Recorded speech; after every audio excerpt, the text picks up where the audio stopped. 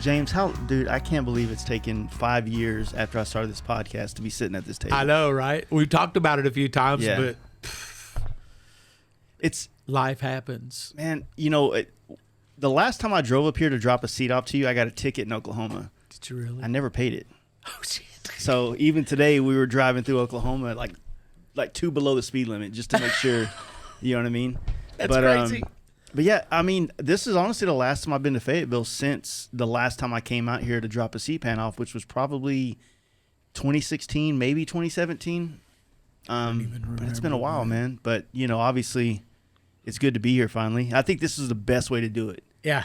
Waited for a project to come around where we can use you again for it.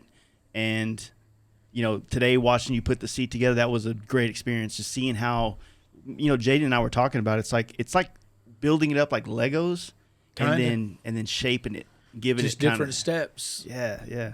What I really, coming up on 44 years doing this, right? How does one fall into the place of doing upholstery to the level that you're doing it now? Obviously, that's 44 years, right? But how do you get started in this? Like, what was the catalyst or the inspiration to jump into this? Was it a family business? Oh, I was just out of high school. I was pretty much Spicoli in high school. Drove a Volkswagen van and was about 110. Had long hair and smoked a lot of pot. Yeah. And my buddy calls me and he goes, "I'm going to college and my boss needs a guy to come in and work for him." He owned a poster shop. So I went in, showed it. He goes, "You got your van?" Because I'd done the interior in it with a friend of mine that does interiors. Yeah. And so anyway, I took my van down there and the guy hired me. And I worked for him for 2 years and I built a Bug. And in 1987, I sold that Bug for $10,000. So it was pretty damn nice. With inflation, that's probably like $100,000. But anyway, when I did that car, it was my first custom car. Yeah. So I decided I'm going to go on my own. And my banker actually talked me into it. I went in to make a payment on my car, and he was like, "Why aren't you doing this on your own?" Yeah. And I'm like, "I can't afford it." And he was like, "Sure you can. You just go and tell me how much it costs, and I'll put the money in your account, and you're off." That was back in the day before credit scores, right? Well, I mean, I had pretty good credit for a kid then, because I'd bought 2 cars and paid them off early, and, so he liked me. But it was the days where you could go in and borrow $10,000 to buy a bicycle. What was it? The banker's like, "You're going to pay me back, right?" He's like, "Scout's honor," or how do you do it? Yeah. Well, I mean, I went in and he goes, "Just see what it'll cost to do it." So I sat down and figured it out. And he goes, I told him what it was. He goes, "Figure in a year's worth of rent." And I said, "Okay." Figured that up. And he was like, "Let's do it." So me and another buddy of mine that was working for me at the other upholstery shop, we started our own. Nice. So you said you're from California originally, right? I was born there. So where were you here in Arkansas at the time, or? Yeah. Okay. I was in Springdale right here. Okay. So, and that was 1980. And I worked for him for 2 years, and then I went out on my own. And from then on, we've been doing it. So I figure almost 44 years total. So what was the main thing people were getting upholsters back in the 80s? Was it a lot of conversion van stuff, or no? I didn't do any conversion vans other than my VW. Oh, for real? It was mostly Camaros and Firebirds and older cars, 32, 55, 56, 57. That hot rod culture was big back then too. So that's always been. Yeah, it has been. It sure has changed a lot. I mean, I learned the old school stuff.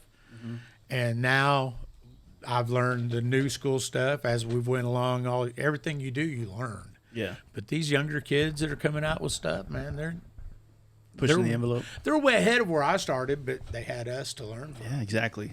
That's the same thing that happened with custom paint. I mean, right around the mid to late 2000s, once YouTube kind of opened up, and obviously after the biker build-off stuff to kind of expose custom paint to a wider audience, it just compounded over time. Like, people were learning 20 years of what it would take me 20 years to learn. They're learning that in like a year. You know what I'm saying? YouTube, yeah. I mean, just bringing it social media, all that. Mm-hmm.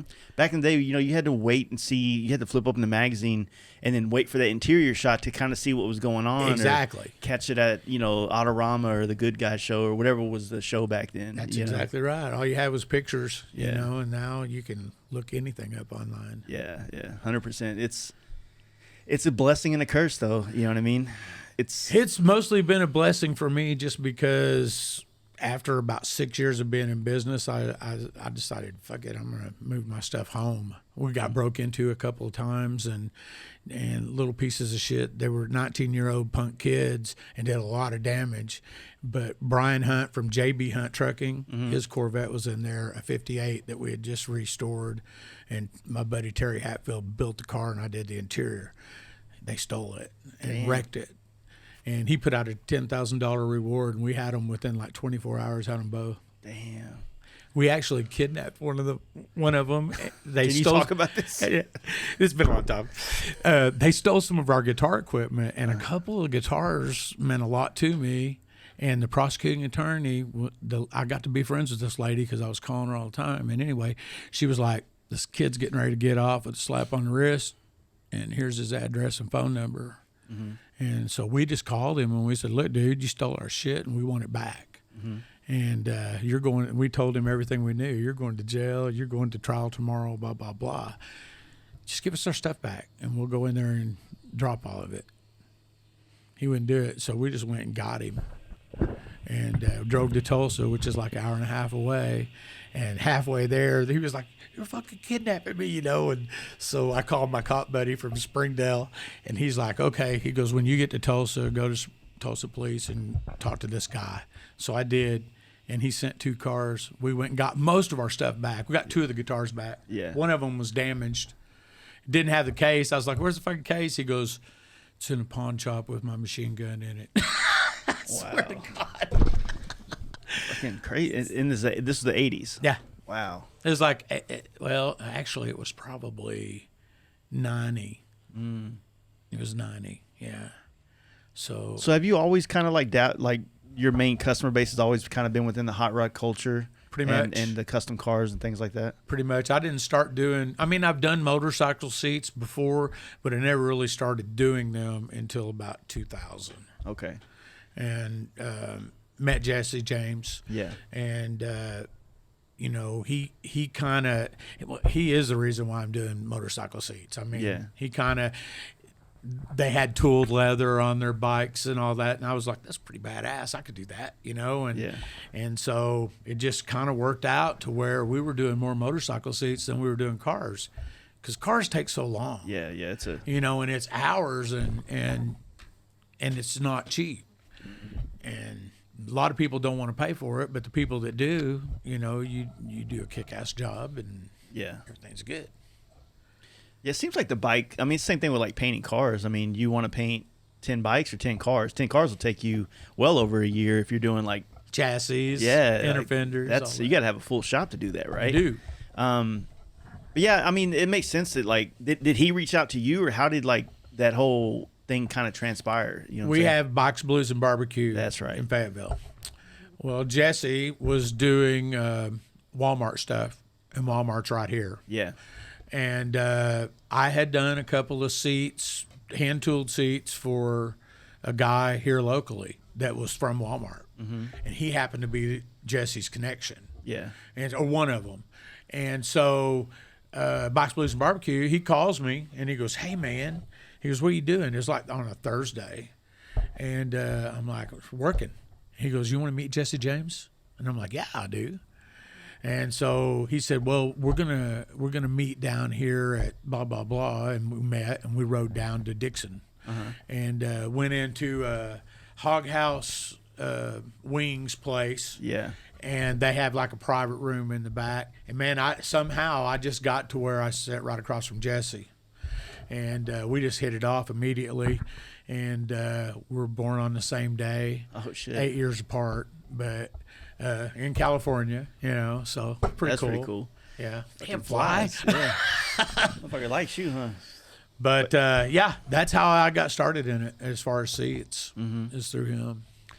So when did you start doing hand tool leather? Because that's like a whole nother art form. I had done a couple Like I said, for that Walmart guy, I'd done a couple of those just to see if I could. Mm-hmm. And they turned out pretty nice, actually. Mm-hmm. And but, you know, in tooling, it's about how long you do it. Mm-hmm. It's practice. Yeah. Because anybody can tool a seat, and you can make it look rough as hell, or you can make it look perfectionate. Yeah. And, you know, the more time you take with it, yeah, the better. The smoother it is. Yeah. And there's a guy, Christian Leather. I don't know if you've heard of him, but he does tooled seats, and he's a fucking alien. This guy's the most amazing artist, tooler that I've ever seen. Yeah. And he was really cool, man. I've talked to him a couple of times, and he gave me so many pointers in a 10-minute conversation that changed what I did. Yeah, yeah. I mean, it's simple, stupid stuff that you wouldn't even think about, but you're like, holy fuck. But that's because you had already tried it. So those, you know, it's kind of like. I learned on my own. Yeah, you learned on your own, but when you came to that expert, you were in a better position to receive that knowledge because you had already came to these roadblocks, right? Yeah. As opposed to if you hit them up before you ever tried to. Yeah, and I don't know why Jesse didn't like his work because he was on Chopper Dogs, and I'm like, this guy's fucking amazing. Yeah. Jesse's like, you know, but he never did get him to do anything, and I know Christian would have loved to have done that. Now he's done a bunch of West Coast chopper seats. Yeah, we all have. Jesse don't like that most of the time, but I mean. Isn't it weird? Like, I've heard all the stories. You know, Brad's told me stories. I love that guy, but me and him have such a love-hate relationship. I think everybody does with him, right? But he's a cool dude. Yeah. And I mean, he if he likes you, he likes you. Well, you got to give him credit for the fact that almost everybody that worked at the West Coast Chopper, the Long Beach shop, has gone on to become somebody in the industry. Almost Curtis, all of them, Buster. So many people that were even on the Chopper Dogs, like you know, the chat room stuff, have gone on to become people in the industry as well. Yeah. It's just like his influence has literally almost ushered in a whole generation, another generation of bike, you know, customizers, if you will. Yeah. So, you know, I find it like you know, when I first met you, I knew you did stuff for James at times, but I never knew until like I started meeting Cody Childress and Jason and these other guys about the Chopper Dogs website, because that Chopper Dogs was cool before my time. You know what I mean? I have family friends through Chopper Dogs. Yeah, and every one of them say that. Yeah. You know what I mean? So it's like, it makes sense. When we go to Sturgis every year, we all rent a house together. Yeah. Me and Brad and Cam and Frank and Daniel and everybody. Paul Nod, you know him. Yeah. Yeah, dude. I mean, it's a family. Broccoli Paul? Yeah, Broccoli Paul. I don't know where you come up with that. He's a weirdo.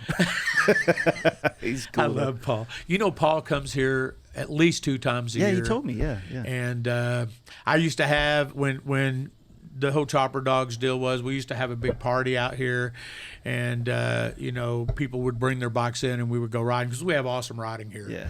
Yeah. But like one time Jesse came and we took him for a ride, and we got back here, and the little road that comes up to my driveway, there was like cars parked all along the side of the road, and I'm like, man, somebody's having a fucking party. And we come around the corner to the 4-way stop down here, and there's fucking sheriffs there with blue lights going, you know. I'm like, oh, fuck. And I'm like, I got to get up there. And they're like, oh, this is your party? And I looked, and going up my driveway, you know how steep it is, was people pulling fucking coolers. And they had heard that Jesse was going to be here and shit. What? Yeah. Just and coming to your house? Yeah. So we had to run a bunch of people off. It was crazy. Wow. But it's, you know, one day maybe he'll do the podcast. You know, I've had. It's funny. Me and Jaden were actually in a car, and our buddy Jacob Kennard is one of the fabricators there at the Austin West Coast Choppers now. And the day that he was gonna pitch, you know, basically us coming down doing the podcast with him was the last blow up on the internet with it was literally the day of that he was supposed to go ask him about like us coming in to do the podcast and shit. And I texted him like, man, it's probably not the best day to hit him up, but that would have been awesome though. You know, he's one of the guys I definitely want to do a podcast with, but I want to do I don't really want to do a podcast with him as the guy. Hey man, will you please do a pod? I'd love for him to know me. Yeah. And decide like if we know each other. Yeah, and decide if he would like to be on it based on the fact that maybe he has some respect for what we're doing. You know what I mean? Right. And if that doesn't happen, it's fine. You know what I mean? Like I said, it's not a make or break, but I don't want to get him on the podcast and stroke him off, but I do want to just say, hey man, like I think it was amazing that this thing you built, either by chance or on purpose or whatever the case may be, it did cause a lot of ripples, positive ripples in our industry over the last 20 years. Oh, yeah. You know what I'm saying? Yeah. To me, Jesse's style is the best style out of any of the chopper scene. To me, it's just nice and clean. Like, Jesse and OCC were always at heads. Yeah. They really like each other. I think they're Senior and him are good friends now, but they used to give each other. He was like, "You're fucking cake decorator," Oh, trust me, we got called that a couple weeks ago. But that's what they do. Jesse don't do that, man. They make all them parts. Yeah. And I have a friend named Solace that worked there for a short period. And this dude now, I don't know if you know him, but he builds like fucking aluminum Cobra bodies that are perfect. This guy's an alien too, but the dude is a craftsman. And he worked for Jesse, and it just didn't work out. But he built one of my friends, Slick, that lives in Dallas. He built his El Diablo, nice. And Jesse tested him on it. And Jesse brought him a handful of fenders. He said, "Do the sheet metal for this bike." Nice. And dude, it was badass. I mean, this guy's amazing craftsman. Of course, if you can bend metal, you can take fenders and do whatever. Do whatever with it. So, you got the opportunity to start doing that. Were you, before, like, you got this invite to go meet them and everything like that, were you already kind of riding bikes at all? Oh, yeah. I've rode all my life. Okay, that's cool. Yeah. I was, around here, I was the first dumbass to build a custom bagger. And everybody's like, what are you doing with that grandpa bike, man, with the flames on it and stuff? But it was really badass, And I actually bought it customized. You ever heard of Carriage Works?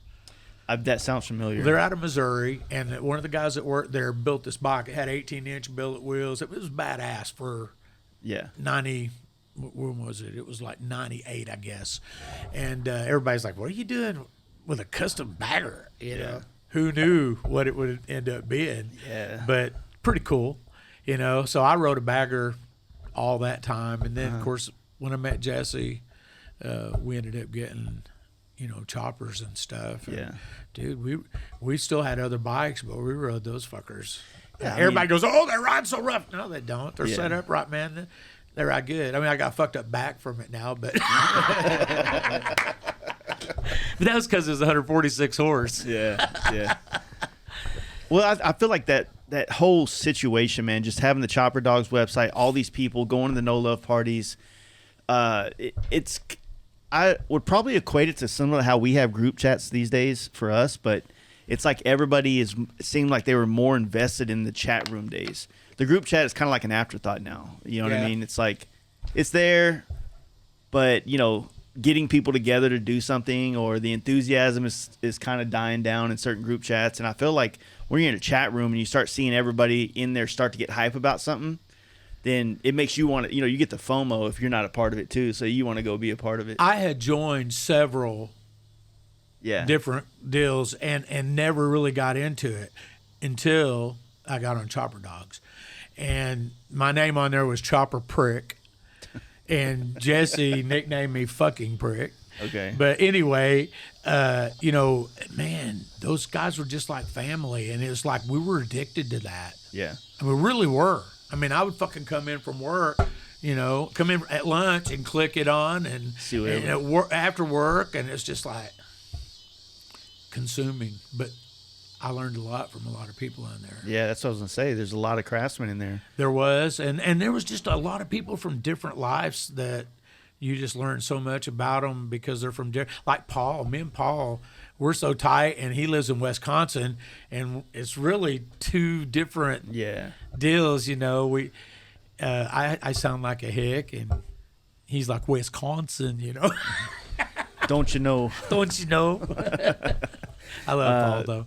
Yeah, well, I mean, like I said, that there's just, you got Brad, his painting, his bike building, and Brad Frank. was so young when real? I met him. him and Kristen. And we hit it off, man. He brought come up here for one of our rides, and he had that 7-Up chopper, and he left it here. Didn't know me from Adam. Left it here, and I hauled it out to California for him for no love. Yeah, dude, we just hit it off. But that guy, he was talented then. Yeah, and I mean, I can't believe how far he has grown over. And he's got it together. Yeah, and he was just a young kid then. It's pretty cool. It's crazy. I mean, he doesn't look old now, but I mean, just to think of Brad as like some of the people that are around us now, like the younger guys that are hanging out, like a Trey or something, Yeah, but look, I'm 61 going on 21. Yeah. And I wear clothes that most 61s don't wear. Yeah. 61-year-olds, and so does Brad. I mean, I think Brad's 50. Yeah. I think. But dude, he is a guy that has an eye for design. Yeah. At building bikes and stuff, and I don't know if he learned that from Jesse, because I always thought Jesse was like the king of that. If you really think about back to Jesse, the difference between the 4 or 5 different styles of bikes he built, as far as El Diablo, Dragon, all that, they're all different. But they all have the same amount of cool to them, and nothing looks weird. Nothing looks out of place. He knows how to make that work. Yeah, you balance it out and get the right stance, and I mean that's what a master of any craft is. It's about taking something that most people are gonna just do the work, but the creativity and the eye for things is what separates a lot of technicians versus artists. Yeah. Right. Yep. So like what I saw you do today was someone that's honed his craft over many years to have an eye for it. Like you see the finished product way before we do, because we don't know what we're looking at. That's what I was trying to describe to you, because you got to know how to shape it to where if you shape the first part the way you want it, by the time you get done, it looks like a fat lady's ass or something, because everything's grown out of proportion. Yeah. So it's just steps. Yeah. But you seen how many different steps I did instead of just slabbing it together and going on, Yeah, you build it up. It's like, you build a good foundation for it, and then you slowly build it up and give it dimension and shape. And, it was like I said, it was kind of like awesome seeing it come together and get smoother and more refined, And you know what your seat's going to look like underneath. Yeah, exactly. So I'm excited. I mean, like I said, I've ridden your seats before, so I know that they're comfortable. But I wanted, maybe explain to people like your theory behind some of the like seats, like as far as comfort and riding them in distance, and because like we were saying earlier, like sometimes looking cool doesn't always mean that you have the most comfortable thing in the world. But I think comfort is, and I learned this from you a long time ago, but I think that people's idea of what comfort is the opposite of what reality on comfort. It is. Well, like a lot of people think that a softer, thicker seat is better. It is for about 45 minutes. And like, for instance, a Harley Street Glide, Road Glide, just regular stock seat, feels good for about an hour maybe. Then it starts killing you. It's cutting your circulation off because it's soft and you're just kind of sinking down in it. Plus, that freaking backrest hole, there's a plastic pod that goes up in there, and that's a pressure point. Whether you feel it or not, it is a pressure point. Yeah. So it's just not a good idea. Firmer is better. I mean, I've built seats for guys and sent them the seat, and they'll call and say, "Hey, man, this is a little bit firmer than I thought it would be." And I just say, "Ride it for 2 weeks, and then let me know how you feel about it." And sometimes you don't never hear back from them, and sometimes they're like, "Holy fuck, this works." And to me, it's about shape. I know that like we talked earlier today, the Saddlemans and stuff, they come back square. They're more for trick riding. That's where you ain't gonna slip and fall. As to where comfort wise, I like the banana shape. Yeah. Because then there's no pressure point anywhere, and you don't sit against the back of the seat. You sit in the seat. You're saddled into it. Yes. Yeah. And that's what I always try to tell everybody about those choppers. The seats were just banana shaped, but if you sit right in the middle of that, even though it was a hardtail, I would ride with all these guys 300 miles a day around here, and all these twisties and stuff, and just haul ass. Yeah. And a lot of those chopper dogs guys, they don't ride like curves like to Eureka Springs and all the switchbacks and stuff. But we were riding side by side. Yeah. I'm not going to lie, it freaked me out, but they're good riders. The most freaked out thing that ever happened on my chopper was when we went out to California. And Jesse wanted us to ride to Irwindale Speedway to watch him do his figure eight deal. And there was like 20 of us. We're going down 405, and it's probably 5:30. All the traffic was stopped, 5 lanes, I think, and we were hauling ass in between them, splitting lanes. I'd never done that before. And it kind of freaked me out because I'm thinking, one motherfucker fucks up, we're all dead, Yeah. But we made it. It was kick-ass. The only people that really had a problem with it was the guys that had to rent Harleys because they couldn't get their choppers there. Yeah. And Big wide bars. one dude was in the very back, Vince. He was like, I was going 110 and that bike wouldn't go no faster, and you guys were just walking off and leaving me. And I'm like, no way. Because I thought 75, 80, those freeways out there are cement,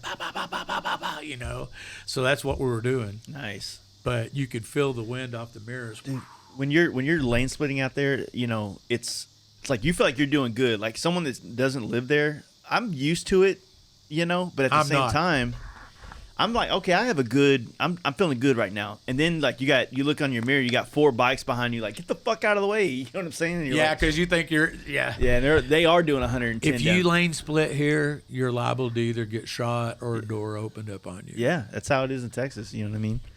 It's like it was funny because I was when I rode up to Sturgis, coming into Denver from like Colorado Springs, like I just got stuck in a bunch of traffic, and I wasn't like blatantly splitting, but I was hopping back and forth, and this dude had his window down, and he just started like putting his hand out and like, what the fuck are you doing? Like all this, and I just kind of pulled up beside him, and I had the little flip. I was like, "Are you okay? Like, what's going on? You need an ambulance? You good?" And he's like, "What are you doing?" I'm like, "I'm riding, man," because we're going so slow. I can hear him talk, and I'm like, "Are you okay?" And he was just like flipped out, like he didn't know what was going on, and I was just kind of like killing him with the kindness almost, like condescending. Condescending for sure. And I'm like, "Are you good?" And he's like, "Yeah, I'm good." And I'm like, "All right, whatever, man." But it's like, I don't know, you're out of their lives in like 2 seconds, not even. Yep. And well, you got the Karens and the Kens. That's what I call them. But I'm a road rager. I work right here at my house. I just walk across the driveway every day, but our place is growing so much, and when I do go out, it's bad. It's just pain in the Dallas was bad last weekend. Dallas is insane right now, dude. I can't do it. It's I live on the south side of town, so I live in Waxahachie. We're about 30 miles south of Dallas, and Jaden, he literally lives probably like 3 miles within downtown Dallas, and so he's in the thick of it. But man, it's getting to the point where it's pretty insane, everywhere you go. It is. But it's growing so much here, and there's more apartments now than there is houses. Yeah, that's how it is. We're in the freaking country, but it's getting closer to us every day. Yeah. I mean, that new bypass they just built right there. Yeah, they're going to line that like highway with shit. Half a mile from here. Yeah. They're going to line that highway with all kinds of stuff. You're going to have a Freddy's over here. I don't think they will. Maybe at the intersections, but I don't think they will anywhere else on it. Yeah. How has the rally been here? Like the Bikes Blues, isn't it it got pushed out by... Well, like when it very first started, I think like in the 3rd or 4th year, it was like the top 3 bike rallies. I mean, it's pretty big, and it just grew every year. Well, Fayetteville didn't like it.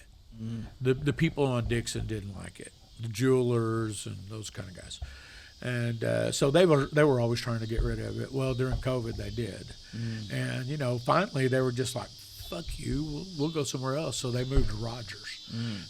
They're in Rogers and Eureka Springs. It's kind of like the area now. Yeah. And honestly, I like it better. Out of probably the last 15 years, the only time we went down to Dixon Street was when Brad was with us and he wanted to go people watch.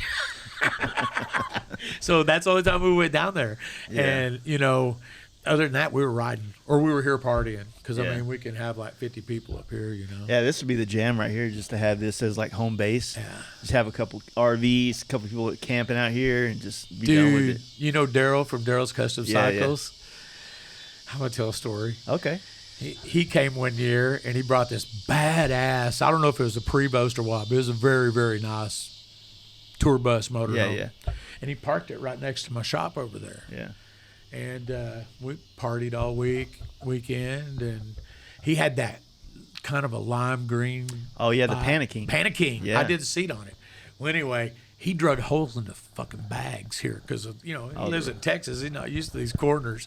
But literally that night we went out there and there was holes in the bottom of the bags. Yeah, I think he ended up having like some plates made for it or some shit like that eventually. But yeah, I think so. But anyway, my story is he was leaving, and right out here at the corner of that fence, it's a round metal fence, 2-inch round poles. Yeah. There's a piece sticking out about 4 inches. Uh-huh. And we were trying to guide him out of here, and that dude ripped like a 18-foot hole all the way down the side of that fucking tour bus in the fiberglass. And the fiberglass, it cut it and stuck it all the way into the fence. So he had to back off of it. Damn. Oh, it was crazy. Sorry, Daryl. That was bad. Daryl's a good dude, man. He is. I love Daryl. He's been a big help for me over the years. So I've done quite a few tooled seats for him. Yeah, I haven't caught up with him lately, man. Like I said, I haven't been really in Dallas as much in the last couple of years as I used to be, and he's literally on the opposite side of town of me, and like we just talked about traffic, it's kind of a nightmare. What's that town called? He's in like Hearst, Euless, Bedford area. Yeah, I think it is Hearst. So nice shop, really nice spot. You know what I mean? But he's a little out of the way, and it's solid traffic from where he is to where I am. So, But I was actually going to see if he on this bike, because I kind of want to see if he'll tune the carburetor on it. Make sure it doesn't if it needs jets or some shit like that, because I don't know shit about it. I know how to choke them and kind of adjust the what idle. carb are you putting on it? Mikuni. I'm a Mikuni guy. 42, 44? 42, yeah. That's what was on our choppers. Yeah. Everybody said with the 103 motor, a 42 is more than enough. And I'm not really beefing up this motor much at all. I'm going to leave it pretty stock for the time being, just because I don't want to be the one dude that has a blown motor on this trip.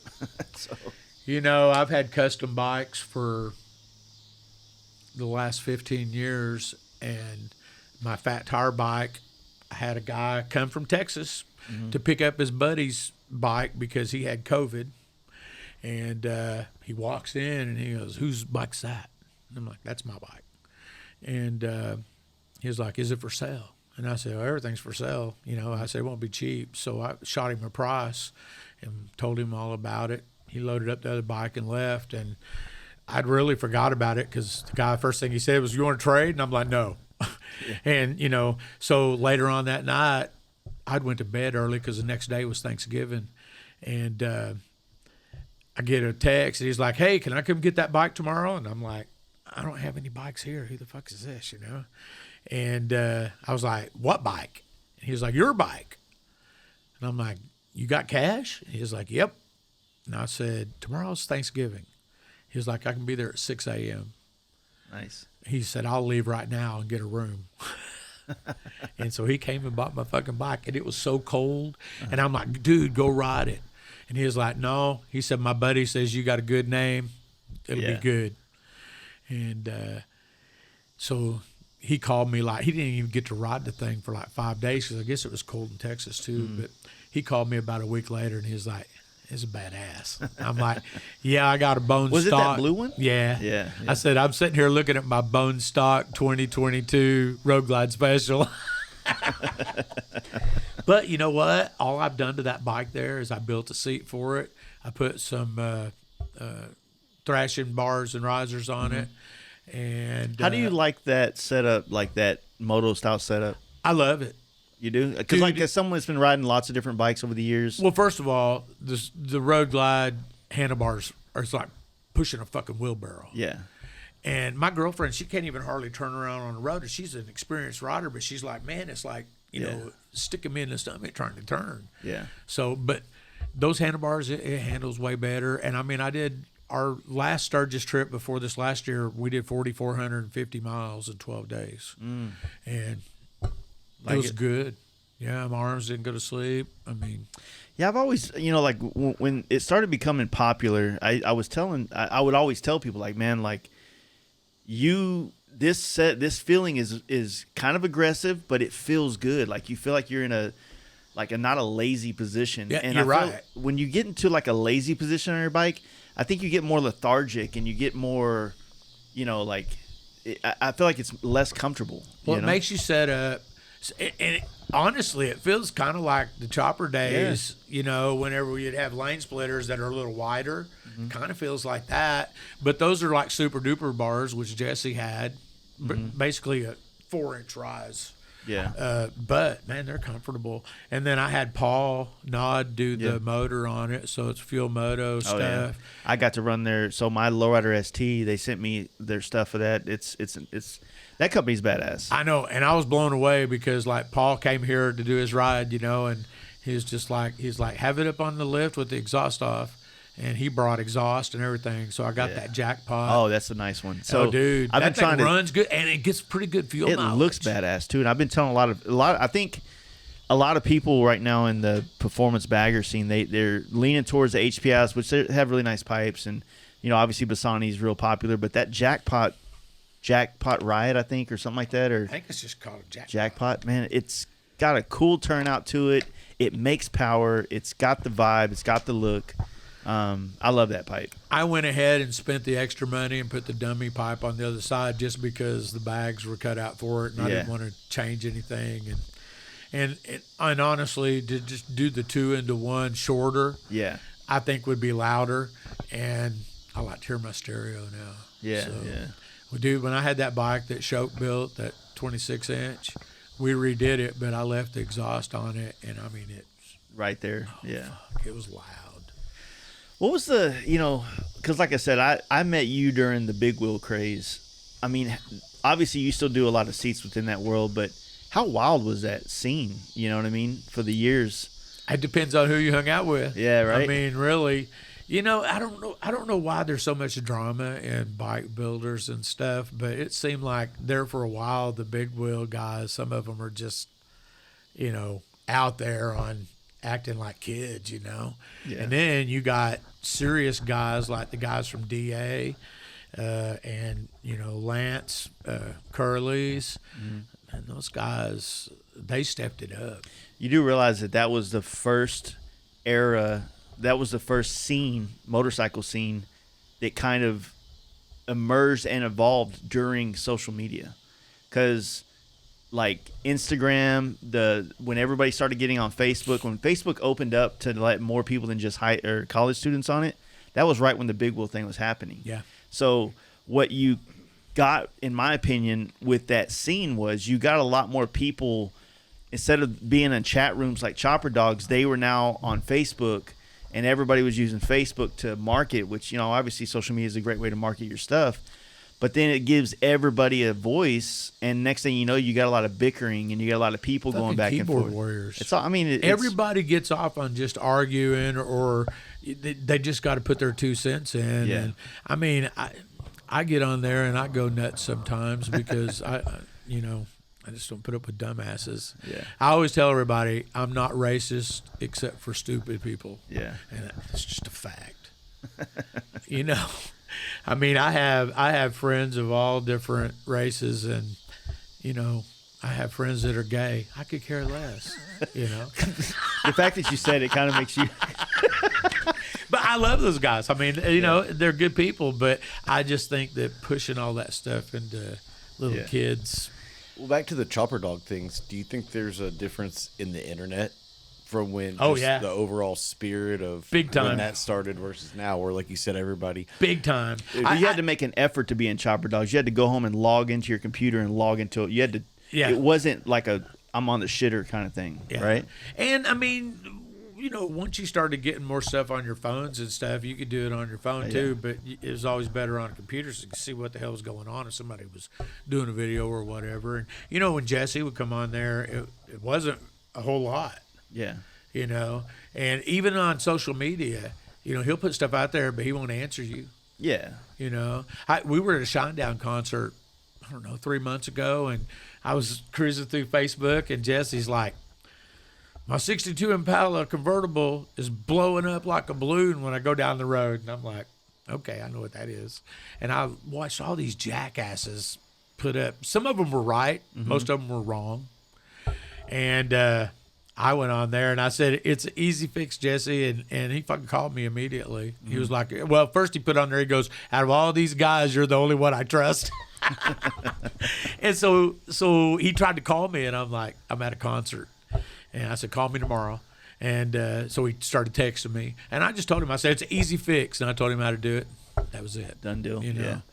But I, for the life of me, I couldn't figure out why he didn't realize what was happening. But there again, it could have been the top. Somebody might have made it and didn't put the attachments to attach the bows. Because I've seen that before. And the only thing up there that really holds it is just the padding, you know.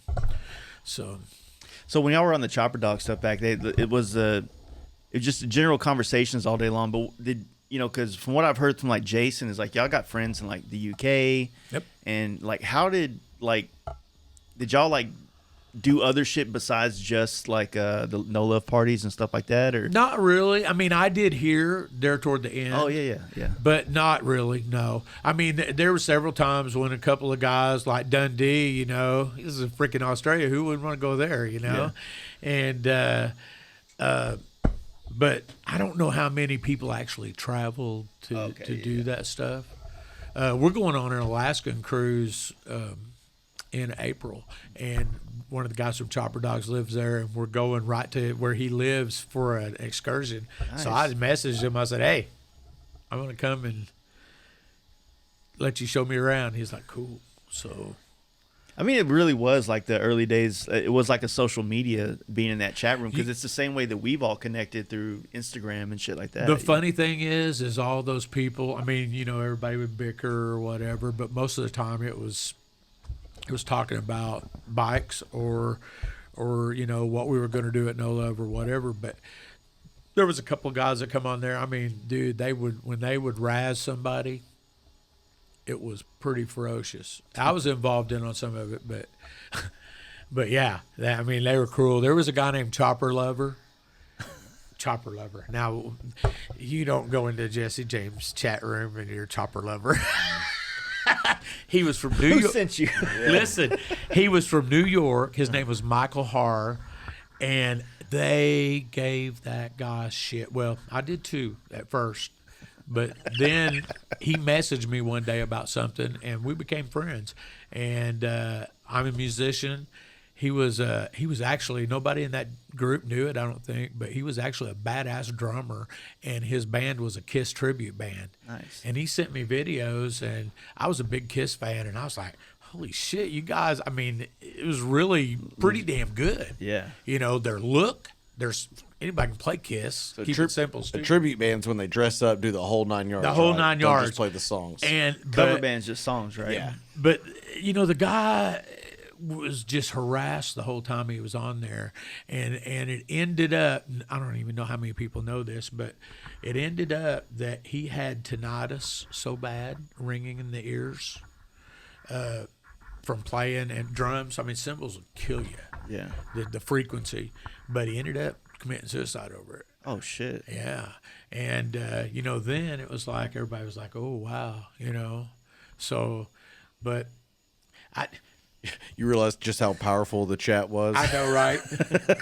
You know, but it is sad when stuff like that happens. But dude, they crucified some of those guys, and then the others. I mean, when I got on there, I didn't really get that. But I think the reason why is because I already knew Jesse, and honestly, out of a lot of those guys, there was only probably 20 that really knew Jesse.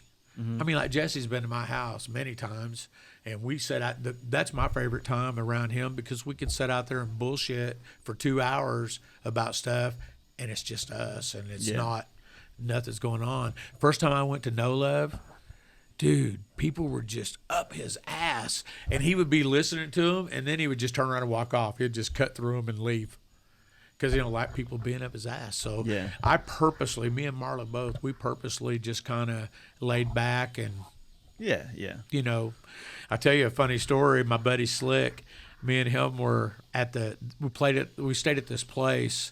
I can't remember the name of it right now. But anyway, everybody stayed at this guest house, a motel, and partied all fucking night long. So the first day we get there, me and Slick's like, "Is that dude over there? He's a fucking cop. He keeps eyeing us, man." So we thought this guy was a cop, and he had his aviators on and stuff, and he was just watching all of us, you know. Come to find out, it was Daniel Pena. Do you know who he is? That sounds familiar. Yeah, he probably owns the biggest collection of Jesse James bikes. That's where I heard his name before. That I know. Yeah. Of.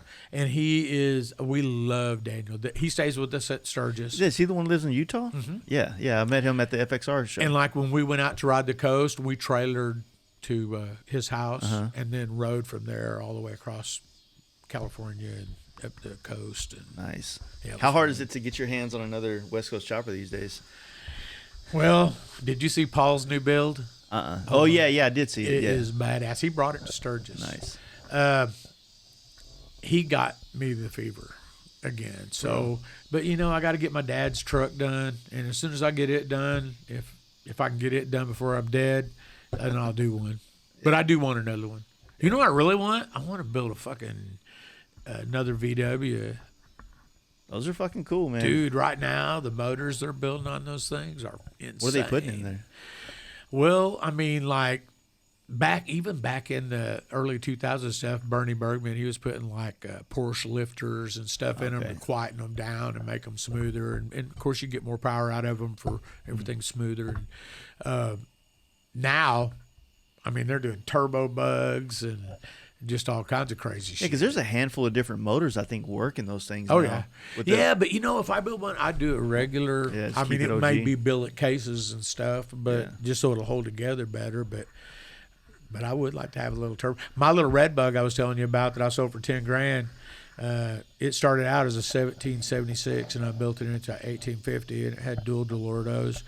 And I went through it was a 67, I'm sorry, but it had a transaxle. I went through 3 of them, and I had a guy named Randy Long that raced VWs build me a motor. He built the 1850 and built me a transaxle with a super diff. Yeah. He's like, "You want to tear this one up?" And I'm like, "All right, cool." Trailer it back to the house. First time I got on it, I shelled that motherfucker. And I called him, and I'm like, "I hope there's nothing wrong, but here's what happened." And he was like, "Okay, this C-clip came off," or what? I don't remember what his excuse was. I'm like, "All right, man." So I trailered my car back up to Springfield. The next morning was Saturday, and we took it out of there, took it apart, and fucking just chunks of metal come flying out of it. Called his bluff, huh? Yeah, he warranted it, but he was like, "I don't know how you did that." And I said, "Well, must have been something wrong with it," because I said literally I backed it out of the driveway and launched it, and it shelled. But they always called me Hitler's Revenge because this little bug, it was badass. It had 4-inch wider fenders, but it wasn't those ones you could order. A guy actually made them. And the front end of it, the hood looked like a Rolling Stone's tongue. It didn't have the indentions. And down below it, it had like an air dam that went to the brakes, and it had Porsche Speedster headlights. It was badass. Well, anyway, I would leave the bank, and right across the street was a trucking company. And my buddies all worked there. And when I'd back out of the bank, I'd do a little burnout in the parking lot, and I'd pull around. As soon as I got on the road, I'd launch it and drag the fucking exhaust, just pop a wheelie down the road. And yeah, those things don't weigh shit in the front. I know, dude. This thing would run. I mean, I'm telling you. But it'd bring the front wheels off the ground until the exhaust hit, And so I took it I didn't really show it much because it's a Volkswagen, you know, and everybody's into everything else. It's like a Sportster. I went to a show one time, and it was Northwest Arkansas Chevy Club putting it on at a Walmart up here, the Walmart GO. Yeah. And there was probably about 1,100 cars there. It was big. And I just drove through there just to make a present, And they're like, no, come in here. And I'm like, "Dude, it's a Volkswagen." And they're like, "We got special interest." And I'm like, "Okay." Were you in Harrison? They love the title of it. Oh Lord! So anyway, I pull in there and I hang out with all my friends. You won the People's Choice. Yeah, all my friends have these Pro Street cars and nice pickups and all this stuff, and I won first place in special, K or whatever it was. I also won best interior. I won best paint. and I won best engine, Yeah. and I won best of show. Everybody went by flipping me off on my friends, and I couldn't leave because the best of show trophy wouldn't fit in the car. I mean, it would not fit at all. This thing was like 8 foot tall. So I had to call my wife, and her brought her minivan up and loaded them. Just put it all in there. Lay the seats down. So they called me called my car Hitler's Revenge after that. Yeah. Oh, yeah. You got to get some good pictures of it up in Harrison. Harrison. Let's don't go there. Have you ever been there? We rode through there a couple weeks. It's a killer place. Yeah, we were looking. I had heard stories about it, and we were thinking we weren't going to see any black people there, but there was black people there. So, well, I mean, in the 70s and stuff, it was really bad. I have a friend, Lisa Knight. You know her? No. I'm surprised you don't know her. She lives there, and she's just a sweetheart, and she rides her own. I mean, she's a biker chick, and yeah, she lives there, and you know, sometimes I'm just like, ah. Well, on our last trip, we did the Great Lakes, and we were coming back through was it Daniel Boone National Forest over there? Yeah. And remember those towns we would roll through, and there'd be like a lot of there's definitely racism in this town. You know what I'm saying? Like it's a lot of not that like a rebel flag is an automatic giveaway. Yeah, but I know what you mean. It's like when you see it in a certain way, it's like that's what that. You know what I mean? It's not like you don't look like you're from around here. Yeah, it's like, and it's on the main road, and a lot of houses. It's almost like "don't stop here" kind of vibe going on. And we stayed in Branson on our last trip, and it was pretty fun. But yeah, when we left there, straight south was Harrison. And I remember a couple of years back they did the East Coast FXR Jam. They had moved it to Harrison, and there was that's when people started telling me about. Oh yeah, this place was it like at the fairgrounds or was it one of the lakes? No, they usually do it like they usually get like a motel and just take over a motel parking lot. You know, which I think is pretty rad, to be honest with you. Like that's the way I would want to do it. I've never been there myself, but there's a place called Leatherwood down by Eureka Springs that they have a lot of bike shows and bike rally. I still haven't been to Eureka Springs. We were going to do it. Are you kidding me? Dude, we got to go. It's all, well, when that Nobody around here likes going there anymore, but I love it. I think it's just a cool ride. Either way you go. Yeah. And it's a cool town. So the Eureka rally situation that they do there, like what is it? They do that in like April or some shit, I believe. The bike rally? Yeah. No, it's the Bikes, Blues, and Barbecue. But they do something else. Well, now they may have another one that I don't know, but they do like VW car shows. They do Corvette deals. I mean, they do everything. Yeah. They do gay pride parades. Hell yeah. Those are the best. With some free drinks, baby. Oh man. Yeah. We played over there in the band one time. Yeah. And we were unloading, and I saw these ugly chicks. Well, it was dudes, okay? And I'm like, what the fuck, you know? I know this is Eureka, but that's just kind of odd. Yeah. Okay, we go and we do our sound check and stuff, and we go back to the hotel, and we walk in this place, and it was called Eureka Live. It was down in a basement, and it had like tin metal roof and stuff. Yeah. When you're playing, it's all vibrating and shit, you know? Hell yeah. We walk in, there's like 200 dudes dressed in dresses. Hell. And it was some kind of drag thing. I don't know if it was drag. I don't think it was really drag. I don't know. It was some kind of a deal they were having in town. Okay. That was the weirdest shit ever. Watching them get out there and dance and stuff, I'm just like, oh my God. You could tell if they weren't wearing underwear or not in their dances. I didn't look. Dude, I tried to just pay attention to what I was doing. Look at the hog on that one. Room full of guys who's all told the wives they're at work conferences that weekend. Well, I tell you, we did play there one time. And, you know, my son Colton plays in the band with us. And he's 33 now. Yeah. Well, when he first joined the band, he had just turned 20. Yeah. And he was a killer musician then. But we took him aboard. And, you know, most of the clubs are like, oh, he can't come in here. He's 21. I'm like, it's fucking dad. Yeah. You know, we're going to blow your fucking doors off. And so we went over to Eureka Springs and played for this deal while all these bikers came in. And about 11 o'clock at night, after they started getting loose, all the titties started coming out. Hell yeah. And I I'm looking over at my son, and he's just looking at me like, what the fuck do I do? Touch him, son. Touch him. I know, right? Well, so the band, though, I mean, that's like, your band's big. It's. I've been hearing about it for years. You know, you played some of the music for us earlier.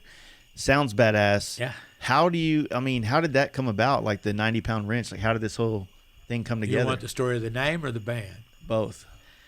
Well, the name, we had went over to see Seven Dust in Tulsa, and I wasn't actually there, but Scott, our guitar player, also went over there, and they were in a pawn shop.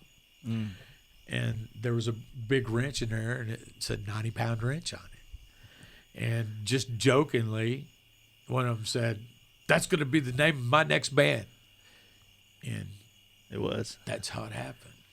I wanted to call it Rumpled Foreskin. That's good. That's not a bad name either, man. I know, right? But you would remember it. Yeah. And that's the thing with 90-pound wrench. What the fuck does 90? I mean, it sounds heavy, which our original stuff is more heavy. Mm-hmm. It's kind of like cross between Queensryche and Pantera. Mm-hmm. We don't do a lot of screaming stuff, but it is heavier, but it's melodic. Mm-hmm. Seven Dust. Yeah. So, but 90-pound wrench kind of sounds heavy until you go over and play the casinos and you're playing Journey and Kansas and Foreigner, and they're like, "Why'd you guys name your band 90-pound wrench?" You know. Another story. The very first gig 90-pound wrench had. We pull up. It's cold as shit. And the fucking marquee out on the front said 92-pound Grinch. And I'm like, they're funny, you know. And I told our bass player, he was before my son, he was a pretty big guy. And I said, you're renting a fucking Grinch costume today.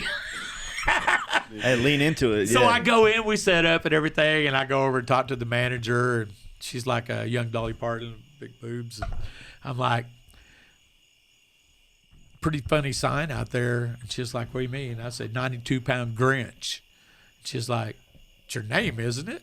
She was serious as a heart attack. And I said, no, it's 90-pound wrench. And she was like, oh, my bad. So anyway, my buddy, I tried to talk him into doing the Grinch costume, but he wouldn't do it. Oh, that sucks. Yeah, you got to lean into those things. Yeah. When life throws you those kind of things, you know, that's an underhand right there. You got to hit that. But me, the guitar player, and the singer have been together almost 27 years. And light's bringing the bugs, I know, right? Arkansas. Yeah. Big bugs. So, but yeah, we've been together for 27 years and through different transformations and stuff. But, you know, now we're actually finally making really good money. You know, these casinos, man, they pay good. Yeah. You know, and I remember days when we would make $300 to split 5 ways. Yeah. You know, so I'm actually financing that pickup I'm building with band money. Oh, that's not bad. Yeah. Yeah, what's that like? I mean, how do you stay enthusiastic for, would you say, 27 years in doing the band stuff? You know, is it all just for the passion of making music? Yeah, I think so. I mean, I've played guitar almost my whole life. Yeah. And it's just one of those things that you do all the time. Yeah. You know? And, of course, after you play for so many years, obviously you're going to be pretty proficient at it. And, you know, then it becomes a lot of fun because then you can... Yeah, you feel good about it, You can show out and you feel good about it. You're not bored, which sometimes I get bored. I'll tell you something. Some of the songs that our band hates, like does not want to play at all, is what fucking people love. Yeah. Like... Freebird? Jesse's Girl, Rick Springfield. Oh, shit. I can start that song and everybody just jumps up and I'm like, what the fuck? You know? And then I play Seven Dust and they're, hey, cool. You know? Yeah. It's weird. There's those songs though, like that just like when they come on, no matter what level of Highway to Hell. You hear them in a bar or in whatever, and it's just like, this is a good time right now. Yeah. You know what I mean? Even though it's not a song I like you know, Lit Jesse, Up or Crazy Bitch by Buck Cherry, that gets them on fire pretty good.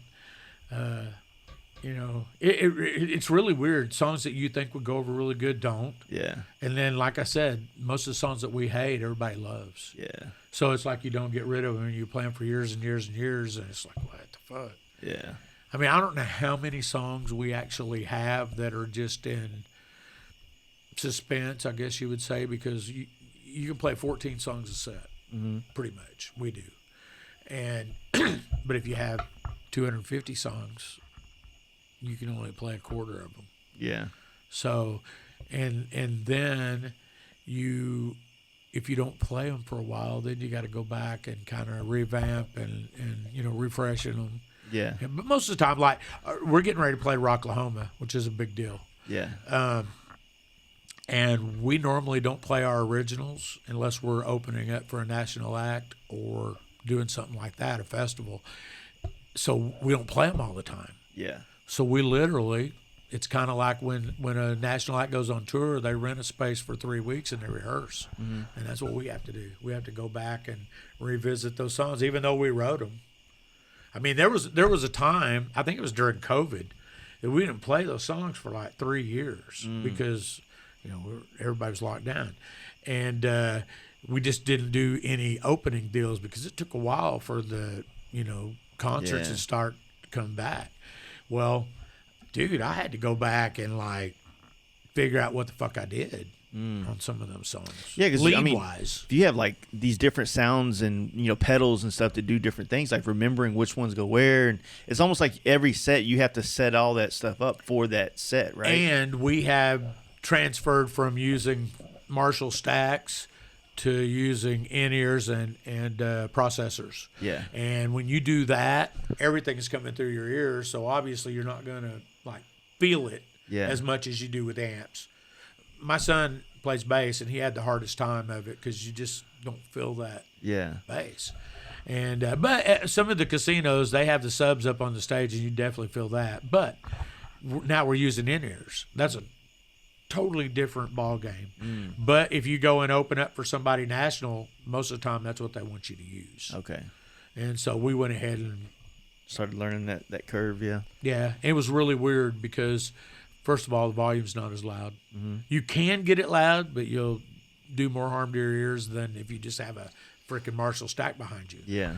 But I finally got it down to where I spent the money. I had my ears molded, and mine are alien ears, and there's 16 drivers. So it has the low mids, has everything. And so because I play keyboards, guitar, and sing, so I wanted that whole spectrum. Yeah. And our drummer and bass player, theirs has low, mids, highs. That's it. Yeah. As a matter of fact, our drummer the other day, he threw his in the corner and was using like some $50 set. He was like, "Sounds amazing." I'm like, okay. So you never know. And they all brag. I've kept true to my alien ears, and they've all switched out stuff, and they're all like, "Oh, this is great," whatever. The problem is, if they're not molded to your ears and you sing and your jaws are moving, if you just have the push-in kind, they'll work their way out, or they'll work to where you basically lose air pressure, and then it changes the sound of it. That fucks with me more than anything. Yeah. But mine, you clock in, so if that happens, I just turn it and it works good. So kind of screw in almost. Yep. That's not bad. Yeah, I feel like my brother did the band thing for a while, and I gave him a lot of shit getting to that point. He was doing like acoustic stuff, right? He did that. I mean, he kind of went the full range of it, but man, it felt like just when he had some songs that were good, you would go watch them at like a bar, and it's like, fuck yeah, this sounds good. It feels good. It all just went to shit. It's like the band, like keeping everybody together, keeping them on the same page. Well, I told you about last night.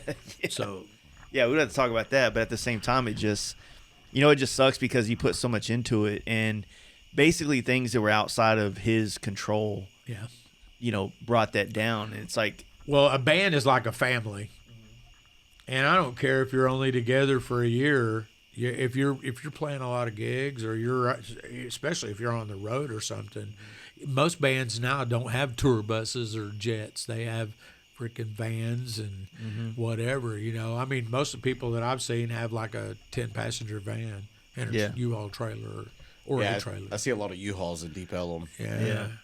I'll tell you a story. We were coming back from Sturgis year before last, and we had trailered up there because Marla hurt her tailbone.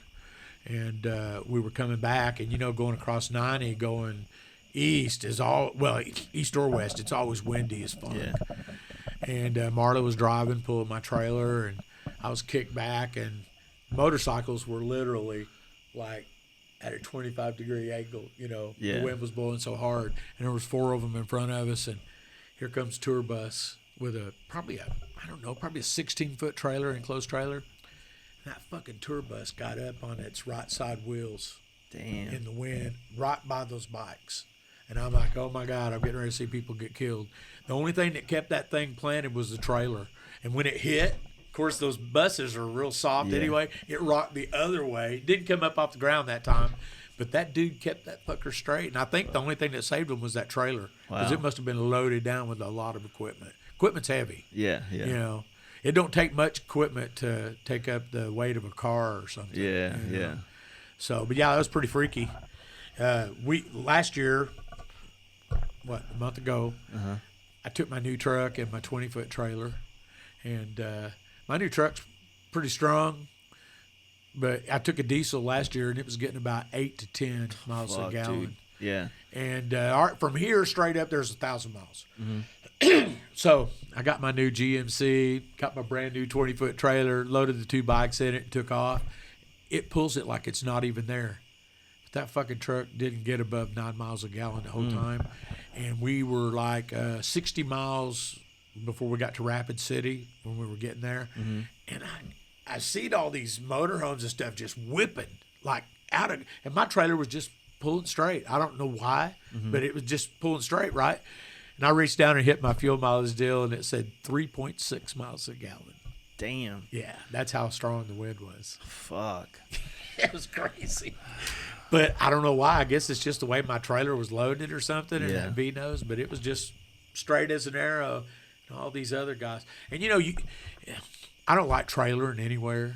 I bought that trailer for my pickup when I show it, but I don't like trailering bikes unless I have to. And last year we did the 4,400-mile ride, so we just decided we were going to trailer this year. Yeah, you just came back from Italy. You had like a mad rush to get the seats done for all the shops. Yeah, so Covington. It's like, dude, Covington, they're my savior. Hey, they're my savior right now too. I love those guys. You know, Jerry and Dave, man. I'd put his bikes up against anybody's style-wise and, you know, just being a bike you can jump on and go across country. We've owned one. Yeah. And, I mean, you know, a lot of the stuff that Jerry does, he goes and buys brand new bikes and builds them. Yeah. You know, so warranty and everything. So the thing that I thought was really cool about them is as many bikes as they sell in Sturgis. And I'm like, well, you know, how do you deal with the banks and stuff? And he's like, we're set up for it. You know, she's a notary and everything, so they do it right there. I think that's cool. Yeah. You know, and I always tell the guys at the house how many bikes Jerry sells every year, and they're just like, wow. It's being there as much as I've been over the last almost 4 years, just seeing how they operate and how they run, it's a well-oiled machine, right? And the thing with Dave and his style and the things he does, it's like, I wouldn't say that the bikes that they put out to sell is a downplay on. I would say it's a downplay on what he's capable of, even though it's still very great stuff. But, do you see his stuff like the 90s? Yeah. I mean, he was a young kid then. Even the things that he's been doing on some of the performance-oriented bikes, they're overlooked by a lot of people because a lot of the people that are kind of new to this world, they don't see the type of things that he grew up. You know, with Jerry being such a meticulous guy with the hot rod building that he did growing up, and that kind of passing on into Dave and that generation, like they just have an eye for cleanliness and putting things together in a way that it's almost like you don't know it's custom, and that's kind of like also it's clean. It's clean, yeah, and it's craftsmanship. You know, I mean, it's like Frank. You know, his bike, that silver bike. I mean, you can look at that bike for 2 hours. Yeah, and the stuff that he's done to it, amazing. But yeah, David Covington, he's just a sweetheart dude. Yeah. You know, he really is. And Jerry and Kathleen and David, all those guys were like family. Yeah. You know, and like Kathleen called us one day and said, "Hey, you like Brian Setzer?" "Yeah, I love Brian Setzer." "Well, hey, meet us over in Tulsa. We're going to take you to a concert." Nice. So I'm like, hell yeah. You know, so get to go and hang out with Jerry Covington at Concert Hall. Dude, trust me, it's weird. Like the first couple of times, you know, because when I go there, I stay at Jerry's house. Yeah. Right. And I remember the first time I stayed there, I'm sitting on the couch watching news with them. I'm like, I'm sitting on fucking Jerry Covington's couch watching goddamn news. Dude, he's so laid back. You know, it's just, I mean, just coming from being in the motorcycle industry for so long, it's like, it was a weird barrier that I wouldn't call it a barrier. It was a weird threshold that I felt like I crossed over, and it was kind of surreal. You know what I'm saying? Yeah. I mean, it's just the same way, like if it ever happened with Jesse James or Billy Lane or any of those people from those older era, you know, those past eras that kind of helped shape the custom motorcycle industry that we have today. It's like sitting there, you know, like, you know, well, he is like Jesse. I mean, when you just sit there and you're one-on-one with him, Jerry's a nice guy. I mean, all the time. Jesse can be a little bit crazy, but, you know, Jerry, he's kind of like me. You get what you get, you know. I mean, I'm not going to be fake around anybody. Yeah. And he's not. And he's a genuinely cool dude. It's just like getting those taillights and stuff for me. I mean, you know, I love those guys. Yeah, for sure. I mean, and David, you know, over the years, I don't even know how many years I've been doing their seats, but I'm going to say 12. Mm-hmm. When I first went over there, I went over with a buddy from here, and they were fixing a rake job that he had done on a bike. Yeah. And I went over with him to pick it up, and, man, me and Jerry just hit it off immediately. And started doing them for him then. I actually fixed something for him first that somebody else had done. Mm-hmm. And, we hit it off. And now David, you know, when they take all those bikes to Sturgis, I always have what's called Sturgis Crunch. Yeah. And I've kind of whittled it down because for like 4 years, we literally did like 80 seats in no time. Yeah. And I'm working night and days and weekends, and I'm like, fuck this, I'm not doing this anymore. Yeah. And so the last couple of years, I've kind of whittled it down to Covington and Bloodline. Mm-hmm. You know Scotty? Yeah, I love Scotty.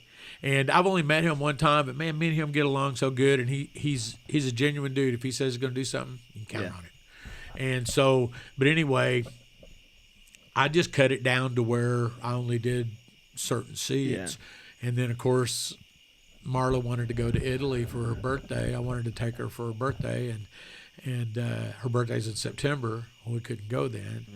So it was July 3rd. So I had to push a month's worth of work before I left to get caught up. Yeah, and then David's like, hey, man, we didn't get parts for these bikes, so there's 5 of them you don't have to do, which was like actually 8 pieces, I think, 7 or 8. Like, all right, you know. Hell yeah. I'm in the plus. So we go to Italy for 16 days. We come back, and I'm like, have like maybe 5 customers that I've already told, hey, when I get back, I'm going to do your stuff. Yeah. And David calls me, and he's like, I got those bikes done. I need those seats. And I'm like, oh, fuck. And I'm like, when are y'all leaving? He goes, Friday. Yeah. I'm like, oh, fuck. So I got them done, though. It's a chore, right? But at the same time, I mean, with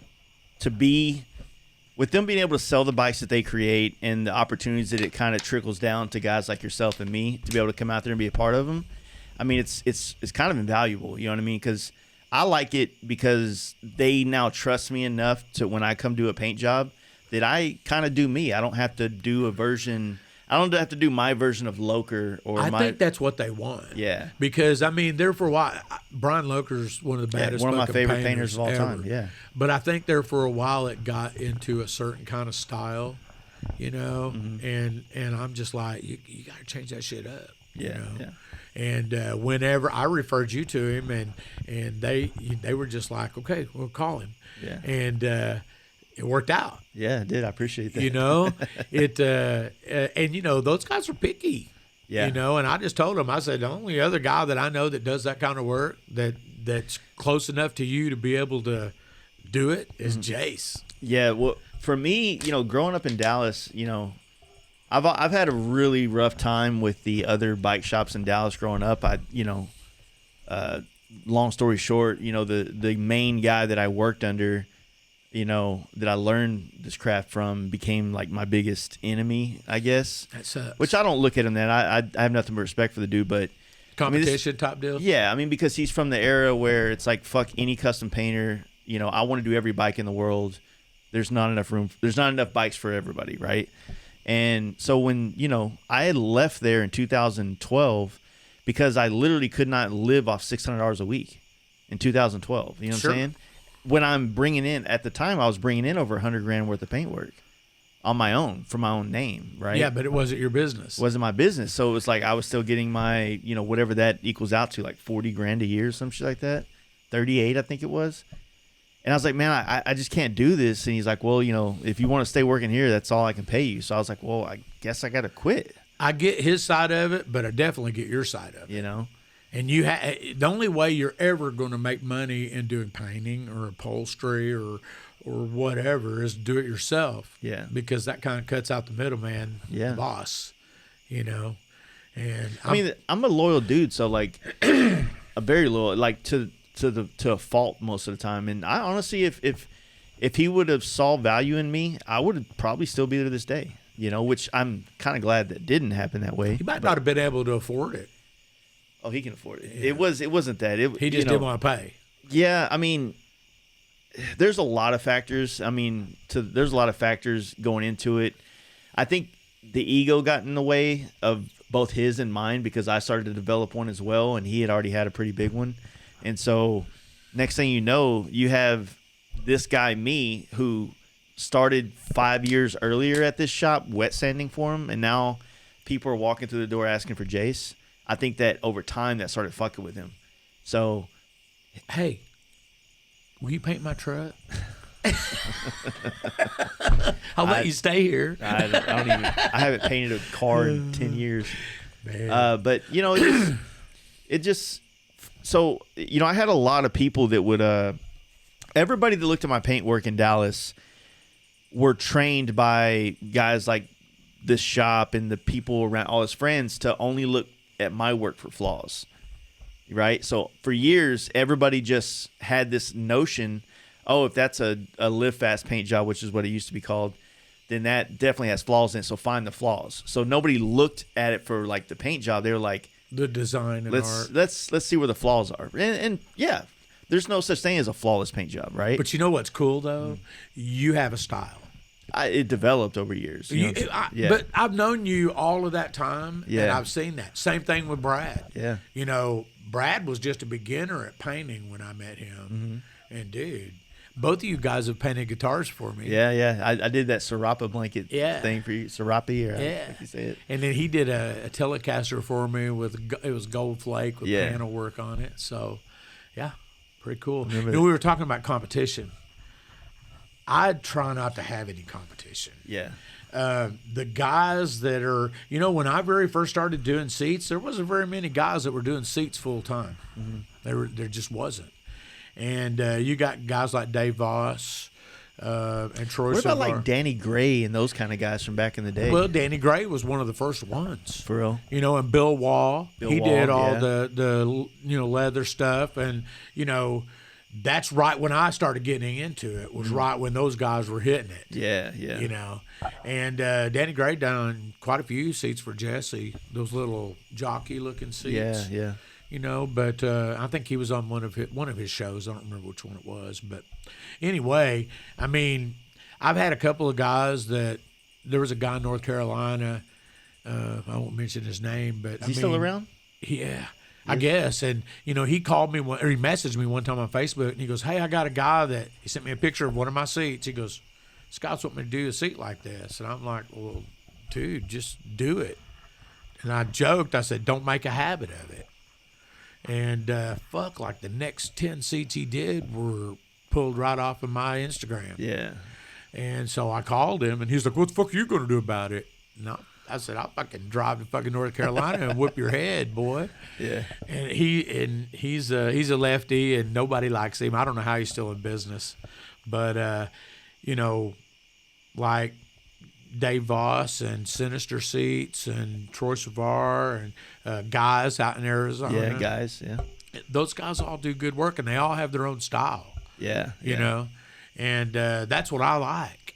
You know, I like that everybody's different. I mean, I can tell there's some people out there they'll still copy all of our work. Like there's some girl that poor Troy Savar, his design. I mean, he has a style, and some girl. Every time I see her seats, I'm like, that looks like Troy did it. You know, that's fucked up. Yeah, I think the problem is this. Like, with that being said, because like, say when I got into custom paint originally, right? I'm a product of all my influences, right? Sure, everybody is. I'm looking at Mike Learn and all these other badass painters, and I'm trying to just, if I could just do what they do, right? But the difference was I got to do that before social media had happened. Right. So, yeah, the local bike night in Dallas got to see this, not verbatim copy of somebody's, but very heavily influenced style from this person. And I don't see any problem with that, because, I mean, that should be a form of flattery, maybe. Well, so there's a famous artist. His name is OGA. Well, he got real famous in like the the lowrider paint job culture, doing murals, and that kind of translated into a lot of different types of Chicano style artwork. Right. Was he out of California? Yeah, yeah. And he does a lot of like paintings and digital art that would become like T-shirts, right? I've seen the name Yeah, before. and then next thing he do a lot of those like Smile Not Cry Laters and the cards and all this crazy like beautiful artwork, kind of clown stuff. Yeah, but then everybody would just literally rip off one of his designs on a hood or on a gas tank or whatever, and I started to see that, and I'm like, man, like that's gotta suck to make some art that literally. I think at first it's flattering, like, oh, that's cool, somebody likes my art enough. I was pissed off. I'm more I'm more level now, but here's what the problem is with them copying you. Yeah. Is if they copy you to where it's actually a design you did and they do it poorly, somebody's going to see that and say, hey, James Carter did that. Look at that shit. Yeah, yeah. That fucking Crush dude from Texas. You know what I'm saying? And when he brought his first bike here, it had a seat on it and he had his own personal seat. Both of them were my designs. I said, who the fuck did these? I mean, I just come right out and ask him. He was like, oh, some guy in Dallas. And his customer that they brought the bike up here, as soon as Crush went outside, he said his guy in his shop did those seats. Yeah. So as soon as he come back in, I let him know what I thought about him. Yeah. And that's why we had our whole shebang. I got lots of stories about that guy. He's a piece of shit. You know, and the funny thing is after we went through all of that shit, that's the only guy, other than one other guy that I've ever had on social media do that kind of crap. Yeah. And he ended up calling me the next day crying, said he was in the hospital, almost had a heart attack. And I'm like, okay. And he's like, but your daughter? And I'm like, what the fuck about my daughter? He goes, she called me and she lined my ass out. And he said, James, she's the real deal. And I said, yes, she is. And he apologized. And I never got that. We made it right. Yeah. But then as soon as we got it done, I sent him. I did a badass seat. He cut that other one up. He did. I did probably a $2,000 seat for him, and had some tooling on it and all this stuff. And anyway, he called me crying again, saying how I'd redeemed myself. And I'm like, motherfucker, I didn't redeem myself. I fucking did what was right. Yeah. I said, you're not doing what's right. Oh, no, we're good now. You're going to do all my seats. And my girlfriend was in the car with me. And she goes, oh, hell no, he's not. Yeah. So enough about Crush. But I mean, it's what sucks about like being in the motorcycle industry for coming up on 20 years. It's like I do my best, and I can honestly say this: I've never fucked anybody over. No one can ever say that Jace stole, didn't provide. I've never fucked anybody. Amen. I'm an asshole. I'll take that all day long. I'm a big asshole. I'm an Aries. But going like. I got taken advantage of in so many different ways, and I'm not going to try to play victim of this. But because you learned from it. I learned from it. I learned, that not everybody's my friend. I learned that, I've, air quotes, built so many bikes, painted so many bikes that I've never even got credit for. I never, like for the same person we're just talking about.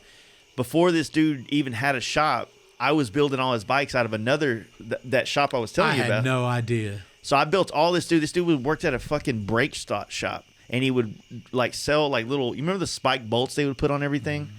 They used to sell all this. You know, it's like before Amazon came around. They would have all these little Chinese company bolts and LED lights, and he would kind of go to bike shops and say, "Hey, man, I got these bolts. If you want to put," because I did a lot of sport bikes back in the day, and that's what was heavily on there. Mm-hmm. And so, if you go to that dude's shop right now, I have original paintings, like canvas paintings I did in his shop. I helped him start his shop. When his shop burned down because of the one bike he built, he called me crying afterwards, and I took a lot of his powder coat because he had a set of Lamborghini wheels that he was doing from a shop that I hooked him up with. Because I used to do a lot of those smoke tail lights. They got fucked up, so I fixed them with paint, saved his ass, but I was still building his bikes for him in my shop, and he was taking credit. Yeah, and I posted a picture of a side of a Hayabusa that I was putting a fat tire and doing all the shit for him on painting it, and he goes. And I posted not the whole bike, just the side of the fairing. And he literally, while I'm fixing all this shit for him, he goes, "Jace, I thought I told you don't ever post any pictures of work that you're doing for me on your social media." And he's like, he don't want people to. He doesn't want people to know. And I was like, first off, this thought I told you shit. Who the fuck do you think you're talking to right now? You know what I mean? Yeah. And it just like, it got crazy real quick. You know what I mean? And dude, we butted heads from the time he pulled up in my driveway. When I walked away from my brand, the Live Fast stuff, that was the biggest blessing that ever happened to me that did not feel like a blessing. It felt like my shit was over. Yeah. But because of all these other shops in America that kind of knew me through this stuff, I got opportunities to travel. And I swear to God, that moment, that time alone made it to where I haven't thought about that dude Crush since in 10 years. Till I brought him up. So I forgot he existed, right? I try to get rid of his. The dude might be a nice guy now. I haven't spoke to him in a long time. So. But the thing is, like, once I stopped, like, trying to pull from Dallas and I started focusing on doing work for the entire country, all this little bullshit that goes on in these little local markets was not my problem anymore. Dude, I don't do anything from here. I take that back. The last 2 truck interiors we did are from here. But like motorcycle seats, they mail them in. Yeah. You know, Covington, he's 5.5 hours away. I mean, I've probably done 100 seats for them this year. I mean, I don't know how Dave builds so many bikes. Yeah. I really don't. I mean, he blows my mind on how, you know, he sends me the pans when they mock them up. Yeah. Because I've asked him to do that so we don't get cod locked on timelines. Yeah. And usually Brian Loker has the paint or you have the paint. And then when they get the paint back, usually the seat's back by then or just a little bit after that so that he can test it and stuff. But, like, when it gets to be Daytona and Sturgis time, I'm like, how the hell are you doing that? Yeah. And he's just like, I work hard. He does. He works a lot. You know, he doesn't have much of a life outside of the shop. But he doesn't brag about anything, and that guy is so fucking good. Yeah. And his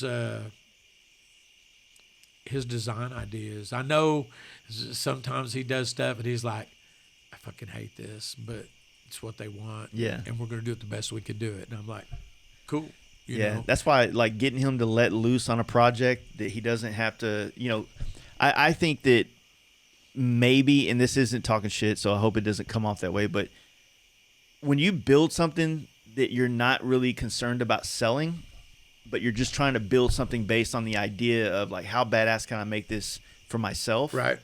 I think that's when people truly kind of peel back layers of their abilities, because if you're always trying to build something within the parameters of how much money you can get out of this, then you're almost like limiting the that's a big fucking bug, dude. Yeah, it was. Like, probably eat that motherfucker, and goddamn thing's got bugs all over it. But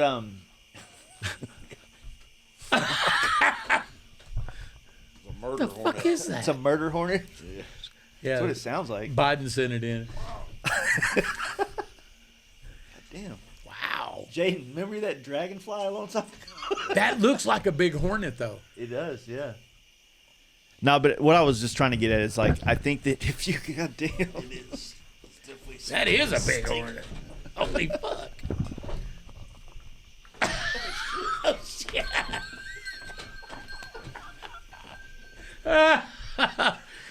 Welcome back. It's okay. He's gone. See if we can get some closing arguments before we get murdered, Horner. Yeah, we don't want to get stung. Well, James, it was all good till the sun went away, and this is the only light out here now. Yeah. So, but man, hey, I cutting it short a little bit, but I do really appreciate, your help with this FXR tour. I'm excited about doing it. I do intend on keeping this bike. Not that I really am known to sell my bikes, but, at the same time, this is something I'm, I kind of told you the plans I have for this. So, it'd just be nice to, be able to work with you again like it's been, and fuck yeah, Well, I think it's going to turn out cool. You had all the hard work done. You drew it out. So all we gotta do is I was make it trying to look remember like that. how we used to do it back then. I was like, I feel like I used to give you like, it's like nobody wants to tell someone, hey, do it like this. But as far as making pans, yeah, well, no, like as far as shape and design and Yeah. stuff, like leaving some of it open or. well, but like I've had people argue with me on Facebook that have no fucking idea who I am Yeah. about the way to do pans. Yeah. And if you do not create a gap between the bike and the pan, Yeah. it ain't gonna fit properly. But your pants look good, man.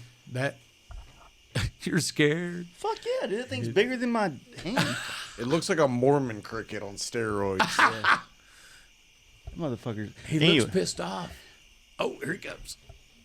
Anyway, just tell them where to find you. So no, for real, thank you for all this and hanging out today and doing all this stuff. And if people do want to get with you about seats, I mean, I know that you're pretty booked out with a lot of clients and customers already. But if I try to stay about 3 to 4 weeks. Sometimes it gets up into the 6 week, but And it really depends on the time of year. We stay busy all year. Yeah. And now that I have Brandon full time, we're doing more. We used to do one car a year. And, nobody wants to leave their freaking car at a shop for a year, but, I mean, that's the only way I could do it and do the seats too. And but I have all my customers are repeat customers or referrals, so, now we can do more. yeah, that's good. I mean, literally, we're these pickups we've been doing one in a couple of months, and so that's keeping him busy. Yeah. And keeping me busy too, because I do all the covering. So, but at least I can still do the motorcycle seats and do the cars too. So. What's good that you do, because like I said, the seats look badass, and I'm excited to be able to have this one and ride it and all that good shit. So Hell yeah, it's gonna look good. Bike's gonna be killer too. I appreciate it. I like the styling of it and the colors, and this is not a typical Jace Hudson paint job. I've always wanted a flame job. I just never really had the bike that I felt like it deserved to be on, And see, what I like about the flames on this is the way you've got it drawn out anyway, is that it doesn't look like your typical flame job. And when you got like a fairing that you got to fit it on, fender you got to fit it on, I mean, it's nice and laid out good. I appreciate it. Yeah, hopefully it comes out as good as I sketched it, because I do like the sketch. But, well, hey. Well, the seat will. Yeah, that's covered already. We got that taken care of. And, hey, you kind of lucked out, and we got it done pretty quick. I didn't know it was possible to do that. Well, it wasn't, but it just happened to work out that way because what's good is that I can put footage of both before and after on the podcast, as well as in the vlog that we're kind of doing today. Yeah, and kind of pictures we took today and pictures we'll take tomorrow. And that'll work out good. So that's not realistic, people. Like, it's not a realistic turnaround for some of this stuff. No, I don't do seats in one day, but we did do the foam today. Yeah. And we are going to do the seat cover tomorrow, and it's just a solo seat, and it's pretty I think it looks cool. Nice and clean. So sometimes you do that for your friends. It really was impressive watching your son knock that out, and like I said, the different components of it and how much goes into it that you don't realize. Yeah, people don't. I mean, I guess some people do just slab together a bunch of foam and cut it out with a knife and you're done. But I mean, we have basically went through all kinds of foam in 10 years as to what I think holds up and is comfortable. And like I said, my seats are firm, but Hey, we try to make them comfortable. I've ridden, the seats I've had on the big wheels. I've ridden those cross country. Of course, I was younger and way less fat. Yeah, but we'll see. I know. Hey, the bigger you are, the more comfortable they are. You got more padding. All right. Well, thank you, James. Fucking murder hornets out here. Sponsored by Murder Hornets from Arkansas. That'll be the next 90-pound hammer or 90-pound wrench. 90-pound. All right.